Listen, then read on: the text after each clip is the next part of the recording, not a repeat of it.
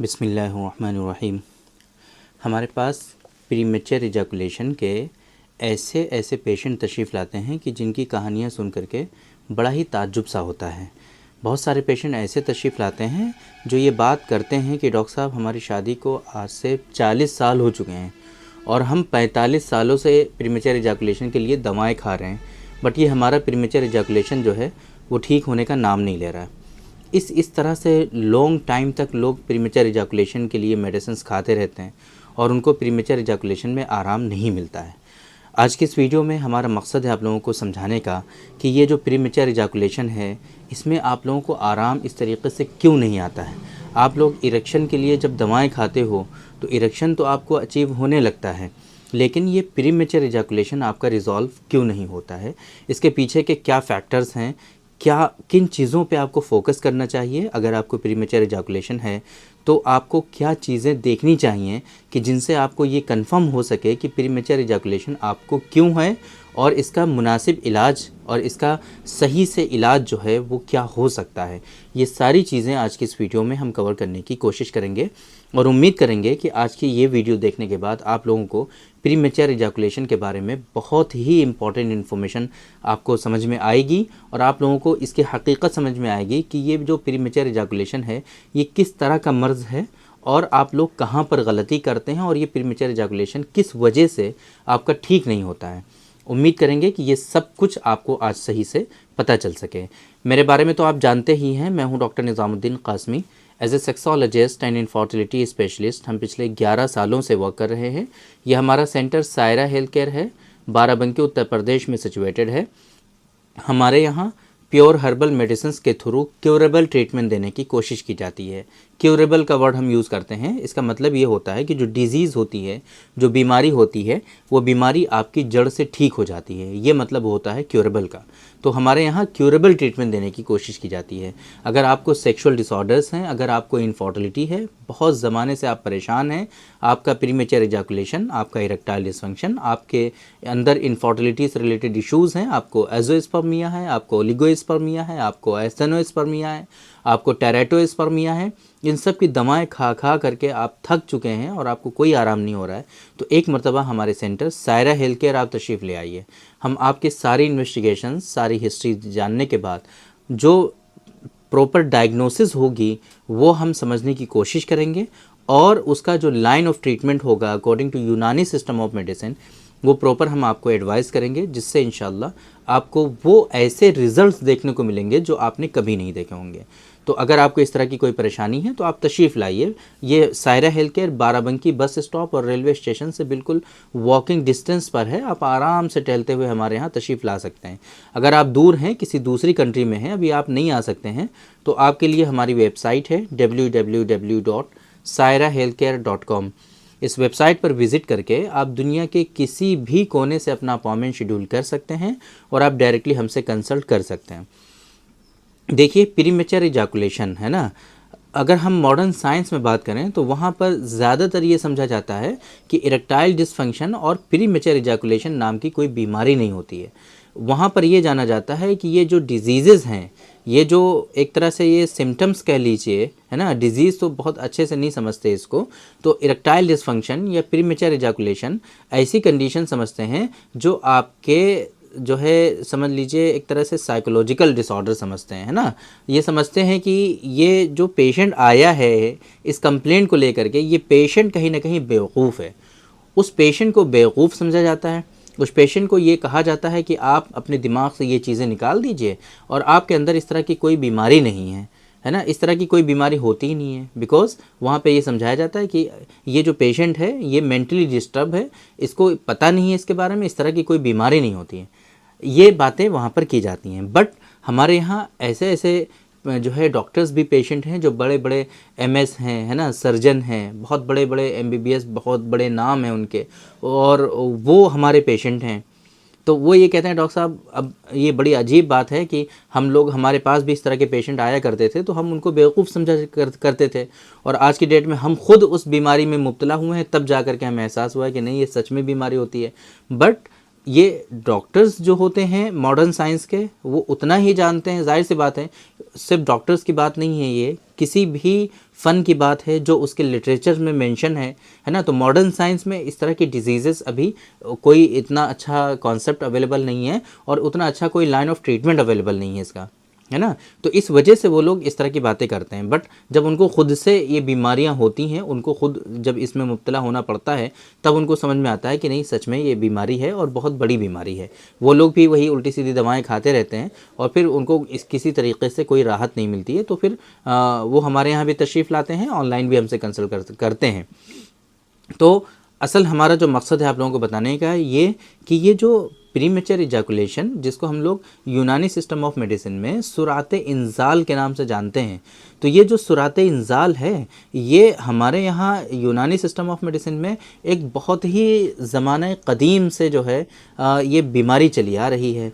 हमारे यहाँ जो हमारे लिटरेचर्स हैं, जो हमारे जो बुक्स हैं, है ना, उसमें ये डिज़ीज़ बहुत ही डिटेल में, बहुत ही तफसील के साथ बयान की गई है। अब उस तफसील में इस बीमारी के क्या वजूहात हैं, इस बीमारी के पीछे के क्या क्या फैक्टर्स हैं, ये बीमारी किन किन लोगों को लाहिक होती है और ये बीमारी किन किन कारणों से किन किन आपके निज़ाम, जो बॉडी के जो निज़ाम हैं, है ना, जो सिस्टम है, जैसे डाइजेस्टिव सिस्टम है ना, एंडोक्राइन सिस्टम है, या इसी तरीके से और भी बहुत सारे सिस्टम हैं आपकी बॉडी में, सर्कुलेटरी सिस्टम है ना, लिम्फेटिक सिस्टम है। तो इन किन किन सिस्टम के इन्वॉल्व होने की वजह से, या आपकी बॉडी में बहुत सारे ऑर्गन्स हैं, जाहिर सी बात है ना, ब्रेन है, किडनी है, लिवर है ना, तो इन हार्ट है आपका, तो इन ऑर्गन में से किन किन ऑर्गन के वीक होने से, इन ऑर्गन्स में से किन किन ऑर्गन या इन आज़ा में से किन किन उज़्व के कमज़ोर होने से आपके अंदर प्रीमेच्योर इजैकुलेशन हो सकता है, ये सारी चीज़ें बहुत ही तफसील से हमारे लिटरेचर्स में मेंशन है। सिर्फ इतना ही नहीं, अब अगर आपको प्रीमेच्योर इजैकुलेशन है किसी सिस्टम के वीक होने की वजह से, आपको प्रीमेच्योर इजैकुलेशन है किसी उज़्व या किसी ऑर्गन के वीक होने की वजह से, प्रॉपर फंक्शंस ना करने की वजह से, या आपका आसाबी वीकनेसेस, है ना, आपके अंदर वाइटल ऑर्गन्स के वीक होने की वजह से, आज़ाए रईसा जिसको हम लोग कहते हैं, आज़ाए रईसा के वीक होने की वजह से आपके अंदर प्रीमेच्योर इजैकुलेशन या इरेक्टाइल डिसफंक्शन हो सकता है। तो अब उसका जो लाइन ऑफ ट्रीटमेंट है, उसमें इस्तेमाल होने वाली कौन कौन सी दवाइयाँ हैं, वो सारी चीज़ें भी बहुत ही डिटेल में मेंशन है हमारे यहाँ। अब जाहिर सी बात है, ये बीमारी कोई ऐसी तो है नहीं कि जो अभी 10 साल से स्टार्ट हुई हो, है ना, ये बीमारी ऐसी तो है नहीं जो अभी 40-50 सालों में या 100 सालों में स्टार्ट हुई हो। ये बीमारियां तो बहुत ज़माने से थी, ज़माने क़दीम से चली आ रही हैं। अब उस ज़माने क़दीम में भी इनका इलाज होता था, है ना, होता था और आज भी यूनानी सिस्टम ऑफ मेडिसिन में होता है। ये एक अलग बात है कि जब ये मॉडर्न साइंस डेवलप हुई, तो उस मॉडर्न साइंस में इस डिज़ीज़ के लिए कोई बहुत ज़्यादा जगह नहीं मिल पाई।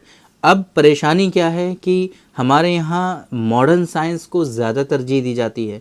जब भी कोई डिज़ीज़ होती है, चूँकि उसमें मॉडर्न साइंस में क्या है कि आपको बहुत ही तेज़ी के साथ डिज़ीज़ से राहत दिलाई जाती है। सिम्टोमेटिक ट्रीटमेंट होता है, आपको दर्द है तो दर्द के लिए पेन किलर जो है, बहुत अच्छे पेन किलर्स आपको मॉडर्न साइंस में मिलेंगे। हमारे यहाँ यूनानी सिस्टम ऑफ मेडिसिन में उतनी तेज़ी के साथ, उतनी असरअंदाज आपको पेन किलर नहीं मिलेंगे। आपको जो है हाइपरथर्मिया है, टेम्परेचर आपका हाई हो गया है, तो अब जाहिर सी बात है जो है एंटीपायरेटिक जो मेडिसिन्स हैं वो मॉडर्न साइंस में बहुत अच्छी हैं। आपने देखा होगा डोलो, पैरासीटामोल, है ना, डोलो के नाम से मेडिसिन्स आती हैं, या बहुत सारे उसके ट्रेड नेम हैं। उसको खाने से आपका टेम्परेचर जो है वो डाउन हो जाता है बॉडी का। या इसी तरीके से कोई इन्फेक्शन आपको होता है, इन्फेक्शन का कॉन्सेप्ट कोई ये नया नहीं है। ये ऐसा नहीं है कि मॉडर्न साइंस आया तभी ये इन्फेक्शन का कॉन्सेप्ट आया। ये इन्फेक्शन का कॉन्सेप्ट बहुत पहले से है। हमारे यहाँ भी यूनानी सिस्टम ऑफ मेडिसिन में, लिटरेचर्स में ये सारी चीज़ें मेंशन है। बट हमारे यहाँ उतना अच्छा, मतलब जिस तरीके से साइंटिफिकली प्रूवन मॉडर्न साइंस में इन्फेक्शंस के अकॉर्डिंग एंटीबायोटिक का जो अवेलेबिलिटी है बहुत अच्छी है। हमारे यहाँ भी है बट उतना अच्छा नहीं है जितना हम मॉडर्न साइंस में उसको इस्तेमाल कर सकते हैं। जिस तरीके से हम जैसे ट्यूबरकुलोसिस है ना, टीबी का इलाज पहले हुआ ही नहीं करता था, अब एटीटी उसके लिए डेवलप किया गया है, तो ये मॉडर्न साइंस में डेवलप किया गया। तो मॉडर्न साइंस इन सब चीज़ों में बहुत ही इफेक्टिव है। कोई सर्जरी करनी है आपको, हमारे यहाँ भी सर्जरी होती है यूनानी सिस्टम ऑफ मेडिसिन में, इलाज बिल यद का बाकायदा एक शोबा है ना। तो अब ऐसा तो हरगिज़ नहीं है कि ये सारी चीज़ें मॉडर्न साइंस में कुछ न्यू हैं, ये सारी चीज़ें हमारे यहाँ भी हैं, बट मॉडर्न साइंस में ये चीज़ें बहुत अच्छे से की जाती हैं, उसका एक कॉन्सेप्ट बहुत अच्छा डेवलप किया गया है ना। तो अब जो चीज़ें मॉडर्न साइंस में अच्छी हैं उसके लिए हमें तारीफ़ करनी चाहिए और मॉडर्न साइंस की तरफ उस पेशेंट को रेफ़र करना चाहिए। पेशेंट खुद भी मॉडर्न साइंस को ही तरजीह देते हैं, जाहिर सी बात है। अब प्रीमेच्योर इजैकुलेशन में भी, इरेक्टाइल डिसफंक्शन में भी पेशेंट पहले मॉडर्न साइंस की तरफ ही जाते हैं। अब वहाँ पर जाहिर सी बात है उनको जो है बहुत अच्छा कोई एंटरटेन नहीं किया जाता है, वहाँ पर उनको बहुत अच्छे से कोई ट्रीटमेंट नहीं उतना दिया जाता है, जिसके नतीजे में फिर वो अल्टरनेटिव पैथी की तरफ आते हैं। अल्टरनेटिव पैथी में हमारे यहाँ स्पेशली यूनानी सिस्टम ऑफ मेडिसिन में इन डिजीज़ को क्योर करने के लिए सेक्सुअल डिसऑर्डर्स और इनफर्टिलिटी से रिलेटेड बहुत सारे ऐसे इश्यूज़ जो बिल्कुल लाइलाज माने जाते हैं मॉडर्न साइंस में, उन सारे इश्यूज़ का बहुत ही अच्छा असरअंदाज ट्रीटमेंट जो है वो बहुत डिटेल में अवेलेबल है और बहुत ज़माने से अल्हम्दुलिल्लाह यूनानी सिस्टम ऑफ मेडिसिन में इन डिजीज़ को ट्रीट किया जा रहा है। तो अब मसला क्या है कि यूनानी सिस्टम ऑफ मेडिसिन में प्रीमेच्योर इजैकुलेशन के कॉजेज़ में जब हम देखते हैं तो मल्टीपल कॉजेज़ मिलते हैं, मल्टीपल असबाब मिलते हैं। आप लोग गलती क्या करते हैं कि प्रीमेच्योर इजैकुलेशन के लिए मार्केट में कुछ दवाएं अवेलेबल रहती हैं, है ना, आप लोग टेम्परेरी बेसिस पर रिलीफ के लिए उन दवाओं का सहारा लेते रहते हैं, जिसके नतीजे में आपकी बॉडी और ज़्यादा वीक होती जाती है। टेम्परेरी रिलीफ आपको तो ज़रूर मिलता है लेकिन नुकसानात उसके बहुत ज़्यादा होते हैं। वक्ती तौर पे आराम के लिए आप काफ़ी ज़्यादा अपना नुकसान कर रहे होते हैं और जाहिर सी बात है कि इस तरह की मेडिसिन लेने से वो बीमारी ठीक नहीं होती है। इसी वजह से हमारे पास जो पेशेंट आते हैं वो ये कहते हैं कि 40 साल हमारी शादी को हो गए हैं और 45 साल से हम इलाज करा रहे हैं। ये इलाज इतना लंबा नहीं चलता है। हाँ, प्रीमेच्योर इजैकुलेशन का ट्रीटमेंट जो है ड्यूरेशन थोड़ा सा लॉन्ग ज़रूर होता है, 6-7 महीने का ट्रीटमेंट कम से कम रिक्वायर्ड होता है प्रीमेच्योर इजैकुलेशन को क्योर करने में, लेकिन ये 40-45 साल ट्रीटमेंट नहीं चला करता है ना।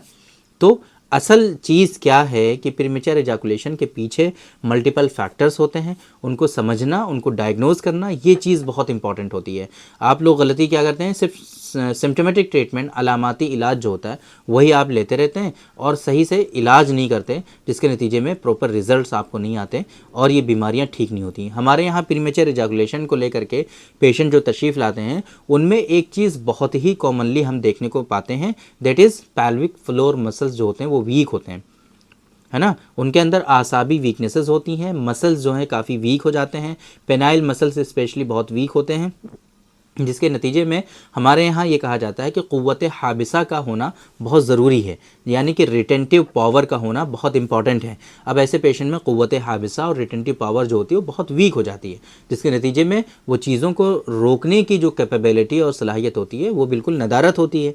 अब ऐसी कंडीशन में उनको प्रीमेच्योर इजैकुलेशन होता है। सिर्फ प्रीमेच्योर इजैकुलेशन ही नहीं, उनके अंदर यूरिन की भी प्रॉब्लम बहुत ज़्यादा होती है। उनको परेशानी होती है कि जैसे ही वाटर इंटेक करते हैं फ़ौरन ही उनको पेशाब लग जाता है, बार बार पेशाब आता है उनको, दिन भर वो पेशाब करते रहते हैं। पेशाब आता है तो बहुत तेज़ आता है, वो पेशाब को रोक नहीं पाते हैं, पेशाब के क़तरात भी इवन कुछ लोगों में डिस्चार्ज होने लगते हैं। तो इस तरह की परेशानियाँ भी उनको साथ साथ में डेवलप होती हैं अगर प्रीमेच्योर इजैकुलेशन होता है। तो इसको रिज़ॉल्व करने के लिए हमारे यहाँ जो पहला उसूल है, हमारे यहाँ पहला उसूल क्या है कि असल सबब का इजाला करना होता है। हमारे यहाँ जो रूट कोज़ है उस रूट कोज़ को रिमूव करना होता है। ये हमारे यहाँ फर्स्ट जो है लाइन ऑफ ट्रीटमेंट होता है। तो ऐसे पेशेंट को हमारे यहाँ बहुत ही स्पेसिफिक जो मेडिसिन हम आपको रिकमेंड करते हैं, डॉक्टर कासमीज़ नुस्खा नंबर 108, अगर आप डायबिटिक नहीं हैं तो ये माजून होता है, चूँकि इसके अंदर शुगर होता है, तो अगर आप डायबिटिक हैं, शुगर लेवल आपका कंट्रोल नहीं रहता है, तो इसको खाने से आपका शुगर लेवल इंक्रीज़ हो सकता है और आप जो है परेशान हो सकते हैं। तो ऐसी कंडीशन में अगर आप डायबिटिक हैं तो डॉक्टर कासमीज़ नुस्खा नंबर 105 जो गोलियों की फॉर्म में होता है वो आपको लेना चाहिए। वो एक एक गोली या दो दो गोली सुबह शाम इस्तेमाल कर सकते हैं according to severity of your disease, और बीमारी कितनी पुरानी है, कितनी सीवियर है, कितनी शदीद तरह का मर्ज़ आपको लाहिक है, इन सारी चीज़ों पे डिपेंड करती है डोजेज़। एक गोली या दो गोली सुबह शाम दोनों टाइम इस्तेमाल करिए 105 की, और लोकली इस्तेमाल कराते हैं हम डॉक्टर कासमीज़ नुस्खा नंबर 104, है ना। और कीगल एक्सरसाइज बहुत इंपॉर्टेंट होता है। ऐसे पेशेंट में आमतौर पे हमने देखा है कि सीमेन की क्वालिटी जो होती है वो भी काफ़ी ज़्यादा ख़राब हो जाती है। तो सीमेन की क्वालिटी को बेहतर बनाने के लिए डॉक्टर कासमीज़ नुस्खा नंबर 129 129 नंबर जो माजून की फॉर्म में होता है, एक एक चम्मच सुबह शाम आपको इस्तेमाल करना होता है। ये कुछ स्पेसिफिक हमने दवाएं आपको बताई हैं जो बहुत इंपॉर्टेंट हैं प्रीमेच्योर इजैकुलेशन के लाइन ऑफ ट्रीटमेंट में, प्रीमेच्योर इजैकुलेशन को क्योर करने में। तो अगर आप इस तरह से परेशान हैं, बहुत ज़माने से आप प्रीमेच्योर इजैकुलेशन का इलाज करा रहे हैं, लेकिन आपकी ये बीमारी, ये डिज़ीज़ क्योर होने का नाम नहीं ले रही है, तो एक मरतबा आप हमारे सेंटर पर तशरीफ़ ले आइए या हमसे ऑनलाइन कंसल्ट कर लीजिए। मेडिसिन भी आप हमारे यहाँ से ही मंगा सकते हैं। जो मेडिसिन हम आपको रिकमेंड करेंगे वो मेडिसिन हमारे यहाँ से बाई कोरियर आप आराम से मंगा सकते हैं। हमारा हेल्पलाइन नंबर आपको शो हो रहा है 9452580944। इस नंबर पे आप कॉल कर लीजिए, यहाँ से आपको सारी इन्फॉर्मेशन प्रोवाइड करा दी जाएगी, और आप हमारी वेबसाइट www.sairahealthcare.com पर विज़िट करके आप सारी इन्फॉर्मेशन हासिल कर सकते हैं।